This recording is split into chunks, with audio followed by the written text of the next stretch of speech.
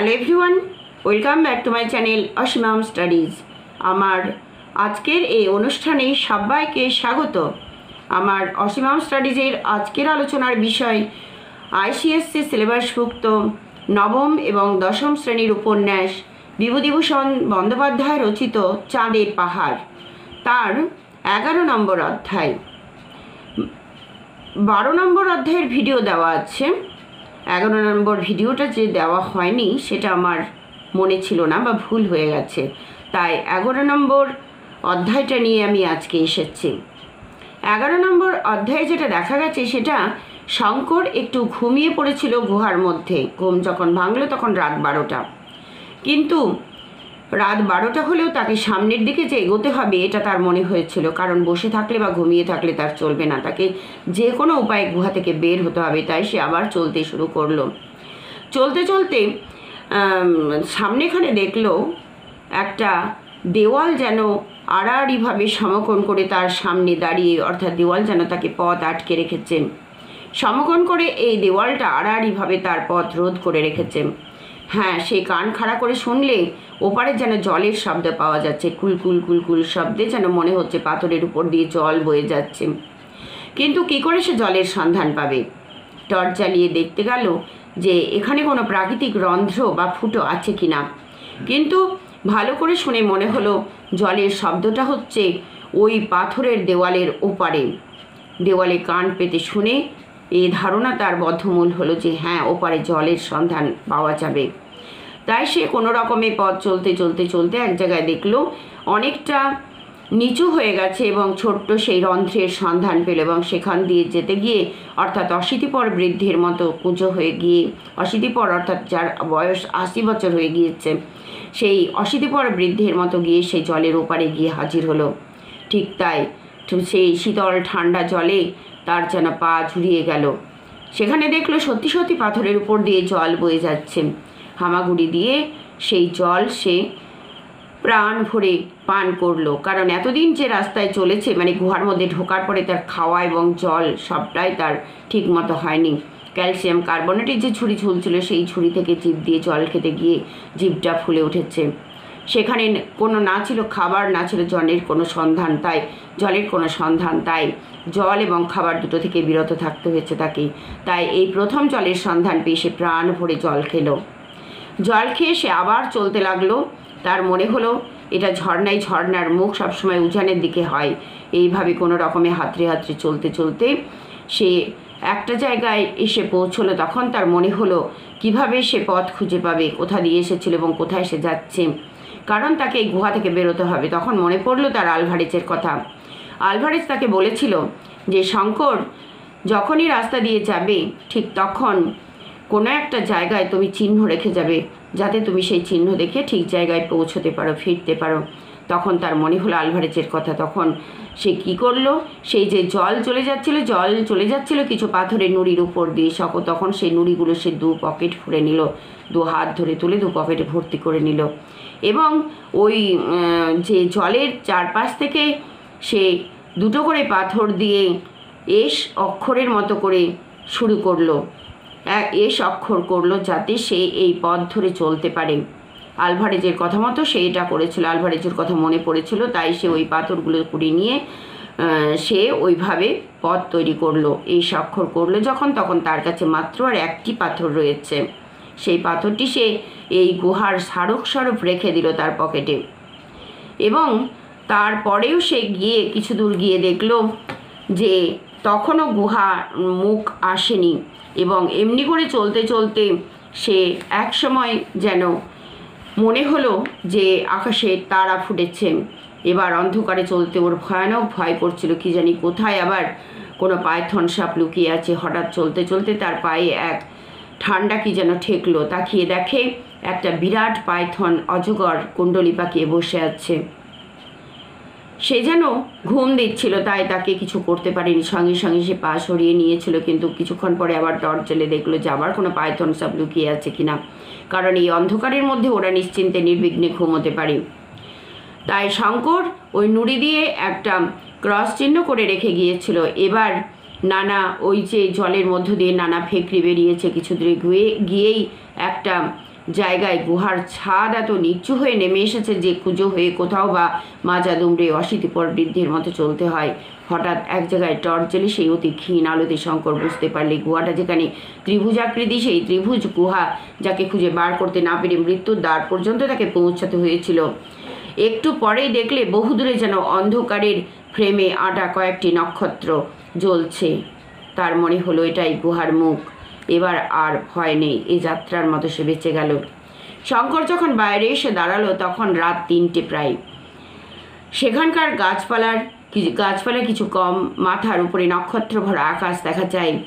সেই মহা অন্ধকার থেকে বার হয়ে সেই নক্ষত্রখচিত আকাশ দেখে তার মনে হলো যেন দীপালোকখচিত নগর লোকের মতো, অর্থাৎ আলোই ভরা রাস্তা। প্রাণ ভরে সে ভগবানকে ধন্যবাদ দিলে এই অপ্রত্যাশিত মুক্তির জন্য। তার মনে হলো একটা পাথর যে ছিল সেটাকে সে ফেলবে না, এই গুহার স্মারক স্বরূপ, অর্থাৎ এই অমঙ্গল গুহার স্মারক স্বরূপ এই পাথরটা তার পকেটে রইল। সে ভাবলো এখানে সে আর এক মুহূর্তও থাকবে না, এই অমঙ্গল গুহার থেকে সে মুক্তি নেবে। সে পথ চলতে শুরু করলো আবার। কিন্তু শঙ্কর জানতো যে যেখানে ঘাস দেখা যায় ঠিক সেইখানে পাওয়া যায় রাস্তা, তাই সে জঙ্গলের শেষ হয়। সে চলতে শুরু করলো। এই 300 মাইল বিস্তৃত একেবারে জামবেশী নদীর তীর পর্যন্ত এই যে রাস্তাটা বিস্তৃত। 300 মাইলের খানিকটা পড়েছে বিখ্যাত কালাহারি মরুভূমির মধ্যে প্রায় 175 মাইল অতি ভীষণ জনমানবহীন, জলহীন, পথহীন এই মরুভূমি। আলভারেজের মিলিটারি ম্যাপ দেখে নোট করেছে যে এই অঞ্চলের উত্তর পূর্ব কোণ লক্ষ্য করে না গেলে, বিশেষ পথ ধরে না গেলে মাঝামাঝি পার হতে যাওয়া মানেই মৃত্যু। ম্যাপের নাম লিখে দিয়েছে তৃষ্ণার দেশ বা থ্রাস্টল্যান্ড ট্রেক। রোডেশিয়া পৌঁছতে পারলে আর কোনো অসুবিধা নেই, কারণ আলভারেজের মুখে সে শুনেছিল যে রোডেশিয়ার যে ওখানে গেলে সেখান থেকে জল এবং বন্দুকের টোটা সে আনতে পারবে এবং সে মানুষ হয়ে যাবে। শঙ্কর এখানে অত্যন্ত সাহসের পরিচয় দিলে পথের এই ভয়ানক অবস্থা শুনেও সে দমে গেল না, হাত পা হারা হয়ে পড়ল না। এই পথে আলভারেজ একা গিয়ে সল্টসবেরি থেকে টোটা এবং খাবার আনার চেষ্টা করেছিল, সেখানে সে পারবে না কেন? একজন 62 বছরের বৃদ্ধ যা করবে ভেবেছিল সেটা শঙ্কর বা যুবক হয়ে কেন পারবে না? তাই সে ঠিক করলো যে সে সেখানে যাবে। কিন্তু সাহস ও নির্ভীকতা এক জিনিস এবং জ্ঞান অভিজ্ঞতা অন্য জিনিস, সম্পূর্ণ আলাদা জিনিস। ম্যাপ দেখে গন্তব্যস্থানের দিক নির্ণয় করার ক্ষমতা শঙ্করের ছিল না, কারণ এই যে ম্যাপ পেয়েছিল সেই ম্যাপগুলো এতটাই সাংকেতিক চিহ্নে ভরা ছিল যে শঙ্করের পক্ষে সেটা বার করা খুবই অসম্ভব। তারা এই ম্যাপটাকে এরকম সাংকেতিক চিহ্ন করে রেখেছিল কারণ কি, যদি কেউ এই ম্যাপটা পেয়ে যায় তাহলে হয়তো তারা হীরের খনির সন্ধান পেয়ে যাবে, সেই জন্য সাংকেতিক চিহ্ন করে রেখেছিল। এর আগে আলভারেজের হাতে ছিল, আলভারেজ সেটা অঙ্ক কষে বার করতে শঙ্কর দেখেছে, কিন্তু সেটা শিখে নেওয়ার চেষ্টা করেনি।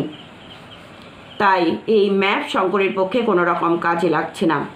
অদৃষ্টের এবার তার মনে হলে যে অদৃষ্টের উপর নির্ভর করা ছাড়া আর কোনো উপায় নেই, অর্থাৎ ভাগ্যের উপর নির্ভর করা ছাড়া আর কোনো উপায় নেই। যে কোনো পথ দিয়ে গিয়ে কোনো রকমে সল্টসবেরি তাকে পৌঁছতে হবে।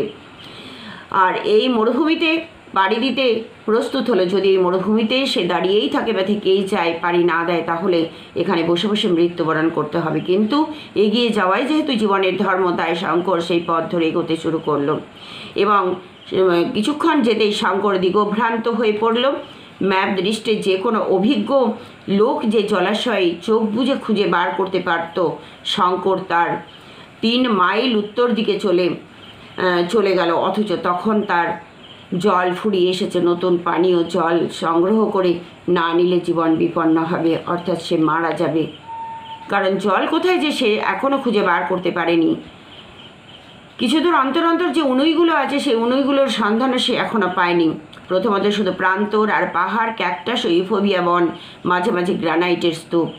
তারপর কি ভীষণ কষ্টের সে পথ চলা, খাবার নেই, জল নেই, পথ ঠিক নেই, মানুষের মুখ দেখা নেই। দিনের পর দিন শুধু শূন্য দিগন্তের দিকে তাকিয়ে তার দিন কাটছে এবং তাকে পথ চলতে হচ্ছে। আগুনের মতো সূর্য, মাথার উপরে আগুনের মতো সূর্য, পায়ের তলায় জ্বলন্ত আগুনের মতো বালি। সূর্য উঠছে, অস্ত যাচ্ছে, নক্ষত্র উঠছে, চাঁদ উঠছে, আবার অস্ত যাচ্ছে। মরুভূমির গিরগিটি একঘেয়ে সুরে ডাকছে। ঝিঝি পোকার ডাক শোনা যাচ্ছে সন্ধ্যায় ও সকালে গভীর নিশীথে।